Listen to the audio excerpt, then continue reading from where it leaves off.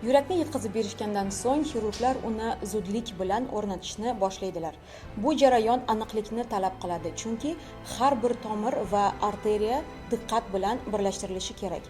Operatsiya yakuniga yetgach, xirurglar yurakning samarali urishini tekshirib ko'rishadi. Bu hali boshlanishi. Yurak yillar davomida tabiiy yo'l bilan asab tizimiga ulanishi kerak. Transplantatsiyadan keyin yurak katta chistota bilan uradi, bu esa insultga olib kelishi mumkin. Qabul qiluvchi immunosistemasi transplantatsiya qilingan organni begona sifatida qabul qiladi va uni hujum qilishga harakat qiladi. Buni oldini olish uchun bemorga immunosupressiv vositalarni qabul qilishni tavsiya qilishadi. Lekin bu bakteriya va infeksiyalar harakatini ham oshirishi mumkin. Shuning uchun bemor butun umr vrachlar nazoratida bo'lishi shart. Meditsinadagi eng zamonaviy uskunalar haqida bilishni xohlasangiz, obuna bo'ling.